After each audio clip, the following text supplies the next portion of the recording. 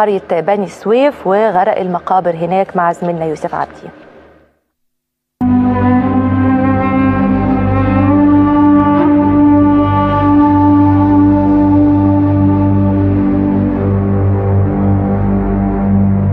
حتما هو أمر محير أن تخير بين دفن الميت أو العودة به، فالخيار بين أمرين كلاهما أمر هو شيء يدعو للجنون، وهو ما تعيشه قرية الحرجة إحدى قرى محافظة بني سويف منذ 6 سنوات بعد أن غرق موتاهم في بركة كبيرة من الماء، متحدية قانون هذا المكان وهو كرامة الميت. أنا عايز أعرف إن إحنا نودي الموتى بتاعتنا في الحتة، أما التراب بتاعتنا اتملت بمية، ووعدونا إن هم يدونا 5 فدادين في أرض الجيش هنا، ورجعوا نكتوا علينا. لو أنا حفرت لك في الحتة دلوقتي أطلع 200 من المية من تحت من هنا، لو حفرنا هنا نطلع 200 من هنا، فكله سيادتك القرية هنا لو فيها صرف صحي ما يبقاش في الحالة دي دلوقتي. ولم تفلح حرارة شمس يوليو في أن تجفف هذه المنابع التي حللت جثث الموتى، فهذه مقبرة استطاع التراب أن يخرج منها جثة لطفل دفن منذ 6 أشهر لم نستطع التعرف عليها لأنها تحللت سريعة. صحبة الموت قالوا لأمه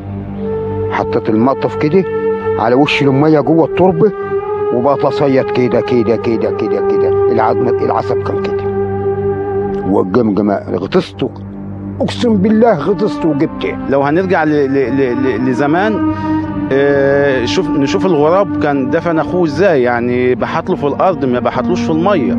ابني مدفون من 7 سنين، غير الوباء اللي جاني، السرطان مسك البلد، الفشل الكلوي، كل البرصات جت من التراب. بنشم بالليل والاطفال بتاعتنا بتشم ايه؟ بتشم الرمه في قلب الامي. ولو ان للاموات السنه تنطق لصرخت من مرقدها مستغيثه كما يصرخ ذووهم ولم تفلح استغاثتهم، فلا حياه لمن تنادي ايها الحي وايها الميت. تقدمنا بعدة شكاوي، منها شكوى للمحافظ وشكوى لرئيس مجلس المدينه وشكوى راحت لمجلس الوزراء، وما حدش لبى رغباتنا خالص، وبدانا نلجا لدفن موتانا بالقرى المجاوره مثل قريه الحمام وقريه بني خليفه، وتوجهنا برضو الى قرى مجاوره تجاه معصره نحسان، فدانا مش لاقيين مكان خلاص نسيت فيه. لم نكن بحاجه لمقابله احد المسؤولين لعرض ماساه عرضت عليه من قبل، بقدر ما كان اهالي هذه القرى بحاجه لتوصيل صرختهم الى ابعد مدى، حتى لا ياتي يوم وبدلا من ان يقولوا ندفن ميتنا يقولون نتخلص من ميتنا. أن يرحل الإنسان فهي سنة الكون، وأن يدفن فهي فطرة وحق مشروع، أما أن يدفن في بركة من الماء فلم نسمع بأنه فطرة ولا حق ولا مشروع، فقديما قالوا إكرام الميت دفنه، وهنا في هذه القرية إذلال الميت دفنه.